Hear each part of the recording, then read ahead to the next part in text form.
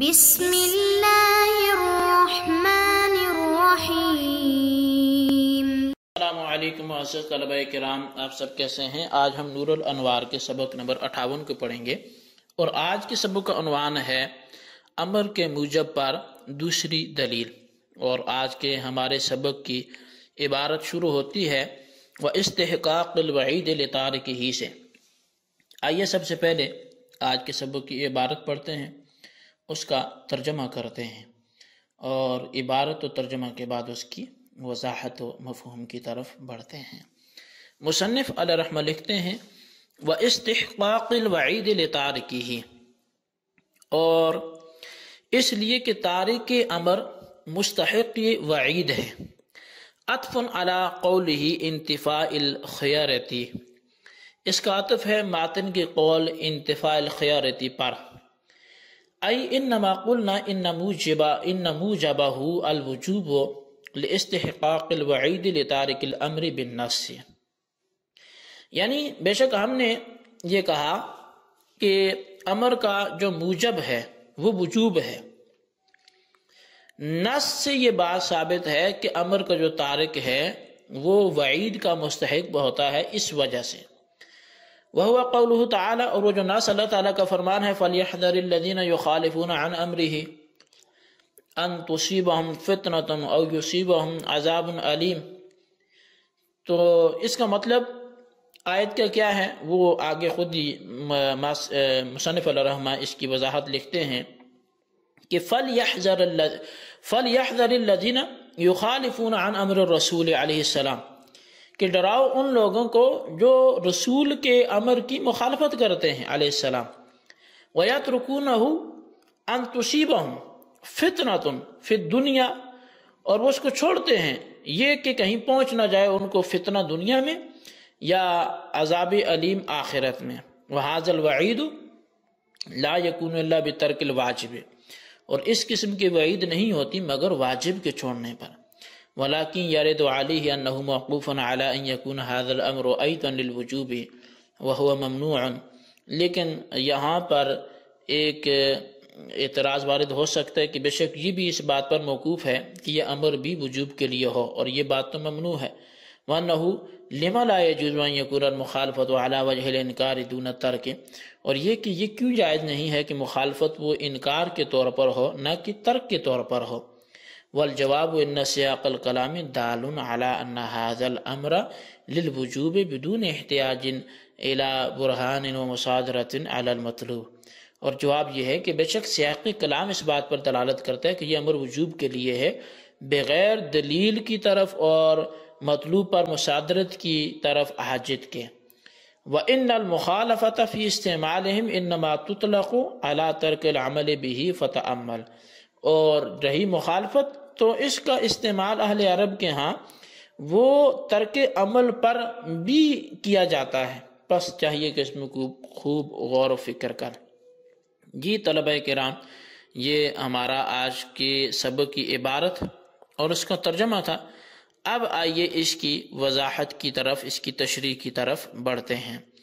مصنف علیہ رحمہ نے اس عبارت میں اس بات پر دوسری دلیل پیش کی ہے کہ امر کا موجب وہ وجوب ہے، اور اس دلیل کا حاصل یہ ہے کہ اللہ تبارک و تعالی نے اپنے قول فَلْيَحْذَرِ الَّذِينَ يُخَالِفُونَ عَنْ أَمْرِهِ أَن تُصِيبَهُمْ فِتْنَةٌ أَوْ يُصِيبَهُمْ عَذَابٌ أَلِيمٌ، اس کے ذریعے تارک امر کو مستحق وعید قرار دیا ہے۔ وہ اس طور پر کہ اللہ تعالیٰ نے رسول اکرم صلی اللہ تعالی علیہ وآلہ وسلم کے حکم کی مخالفت کرنے والے اور اس کے حکم کی تعمیل نہ کرنے والے کو دنیا میں مبتلا فتنہ یا آخرت میں مبتلا عذاب ہونے سے ڈرایا ہے، اور یہ بات طے شدہ ہے کہ وعید کا مستحق تارک واجب ہوتا ہے۔ مباح یا مندوب کا جو تارک ہو اس کو ایسے ڈرایا تھوڑی جاتا ہے، وہ مستحق کی وعید نہیں ہوتا۔ تو اور جب وعید کا مستحق یہ بات طے ہو گئی کہ وہ تارک واجب ہوتا ہے، مباح اور مندوب کا تارک یہ وعید کا مستحق نہیں ہوتا، تو اس سے پھر یہ بھی معلوم ہو گیا کہ امر کا جو موجب ہے وہ وجوب ہے، یعنی امر سے وجوب ثابت ہوتا ہے، اور جب رسول اللہ صلی اللہ تعالی علیہ وآلہ وسلم کے امر کا موجب وجوب ہے، یعنی رسول اللہ صلی اللہ علیہ وسلم جس چیز کا حکم کریں اس پر عمل کرنا واجب ہے، تو اللہ تعالی جس چیز کا حکم کرے اس پر عمل کرنا بدرجہ اولا واجب ہوگا۔ اب صاحب نور الانوار ولاکن یرد علیہ سے ماتن کے پیش کردہ استدلال پر دو اعتراضات اور ان کے جوابات ذکر فرما رہے ہیں۔ پہلے اعتراض کا حاصل یہ ہے کہ یہ جو مذکورہ استدلال ماتن نے کیا ہے یہ اس میں مصادرہ علی المطلوب لازم آتا ہے، حالانکہ مصادرہ علی المطلوب یہ ناجائز ہے۔ مصادرہ علی المطلوب کا مطلب یہ ہے دعویٰ کو دلیل بنا کر پیش کرنا، یعنی دعویٰ اور دلیل دونوں ایک ہی ہوں۔ مذکورہ استدلال میں مصادرہ علی المطلوب اس طور پر لازم آتا ہے کہ احناف کا یہ دعویٰ ہے کہ امر وجوب کے لیے آتا ہے، اور دلیل کیا ہے؟ فَلْيَحْذَرْ صیغہ امر یہ وجوب کے لیے ہے، یعنی تارک امر کے لیے ڈرنا واجب ہے۔ بس جس کو دلیل بنایا گیا ہے یعنی فَلْيَحْذَرْ صیغہ امر کا وجوب کے لیے ہونا یہی تسلیم نہیں ہے، بلکہ یہ خود محتاج دلیل ہے۔ تو جو خود محتاج دلیل ہے یہ ان کے موقف کو ثابت کیسے کر سکتا ہے؟ تو یہ پہلا اعتراض ہوا۔ دوسرا اعتراض یہ ہے کہ آیت میں یخالفون از مخالفت کا لفظ مذکور ہے، اور مخالفت کا لفظ جس طرح ترک عمل پر بولا جاتا ہے اسی طرح انکار پر بھی بولا جاتا ہے، لہٰذا ہم کہتے ہیں کہ آیت میں مخالفت علی وجہ الانکار مراد ہے، اور وعید رسول اللہ صلی اللہ علیہ وسلم کے حکم کا، اور وعید جو ہے وہ رسول اللہ صلی اللہ علیہ وسلم کے حکم کا انکار کرنے والوں کے حق میں ہے، نہ کہ تارکین عمل کے حق میں، اور رسول اللہ صلی اللہ علیہ وسلم کے حکم کا انکار کرنے والے بالیقین کافر ہیں۔ تو گویا یہ وعید کفار کے حق میں ہے، اور جب یہ وعید منکرین اور کفار کے حق میں ہوئی اور تارکین عمل کے حق میں نہ ہوئی تو اس آیت سے یہ ثابت نہیں کیا جا سکتا کہ امر کا موجب وہ وجوب ہے۔ پہلے اب یہ چونکہ دو اعتراضات ہو چکے ہیں تو ہم یک کے بعد دیگرے اور لف و نشر مرتب کے تحت پہلے اعتراض کا جواب پہلے دیتے ہیں۔ تو پہلے اعتراض کا جواب یہ ہے کہ احناف اور غیر احناف کے درمیان نزاع جو جھگڑا ہے وہ اس بات میں ہے کہ امر کا موجب وجوب ہے یا وجوب کے علاوہ ہے۔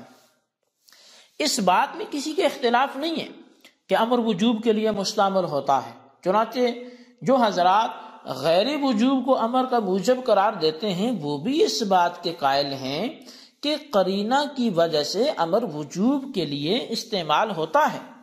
بس مذکورہ آیت میں سیاق کلام اس بات پر دلالت کرتا ہے کہ فَلْيَحْذَرْ صیغہ امر یہ وجوب کے لیے ہے، یعنی سیاق کلام کی قرینہ سے یہ بات معلوم ہوئی کہ فَلْيَحْذَرْ صیغہ امر یہاں وجوب کے لیے مستعمل ہے، بہین طور پر کہ ناگوار اور تکلیف دہ چیز سے ڈرنا نہ تو مندوب ہوتا ہے اور نہ ہی مباح ہوتا ہے بلکہ واجب ہوتا ہے۔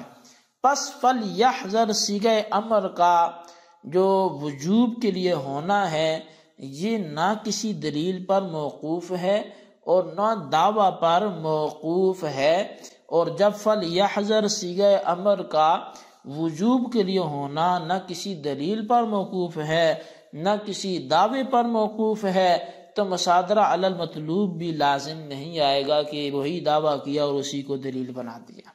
تو لہٰذا جو پہلا اعتراض ہوا تھا وہ ختم ہو گیا۔ دوسرا اعتراض کا جواب یہ ہے کہ لفظ مخالفت اہل عرب کی یہاں ترک عمل پر بولا جاتا ہے نہ کہ انکار پر، کیونکہ مخالفت موافقت کی ضد ہے، اور موافقت کہتے ہیں مامور بھی کو بجا لانا اور اس پر عمل کرنا۔ بس جب موافقت مامور بھی پر عمل کرنے کو کہتے ہیں تو مخالفت اس پر عمل کے ترک کرنے کو کہیں گے، اور جب مخالفت ترک عمل کو کہتے ہیں تو وعید ترک عمل پر ہوگی نہ کہ انکار پر۔ لہذا معترض کا یہ کہنا کہ آیت میں وعید امر رسول کے منکرین کے حق میں ہے، یہ اس کا کہنا درست نہیں ہے۔ تو یہ ہمارا آج کا سبق تھا، جو امر موجب جو ہے امر کا وہ وجوب ہے، اس پہ دلائل کا ہمارا بیان چل رہا ہے۔ دوسری دلیل آج پیش کی گئی، تو سبق کو اچھی طرح سمجھیں، خلاصتاً اپنے رجسٹرز پر نوٹ کریں، بالخصوص ان سوالات کے جوابات میں۔ سوال نمبر 1 یہ کہ باستحقاق الوعید لتارکہ کا عطف ماتن کے سابقہ کس قول پر ہے، اس کو تحریر فرمائیں۔ اور سوال نمبر 2 یہ ہے کہ آج کے سبق میں موجود جو اعتراضات ہوئے ہیں ان میں سے ایک اعتراض مع جواب تحریر فرمائیں۔ اللہ تبارک و تعالیٰ سے دعا ہے جو کچھ ہم نے پڑھا سنا اسے یاد رکھنے کی توفیق نصیب فرمائے، آمین، بجاہ نبی الامین صلی اللہ علیہ وسلم۔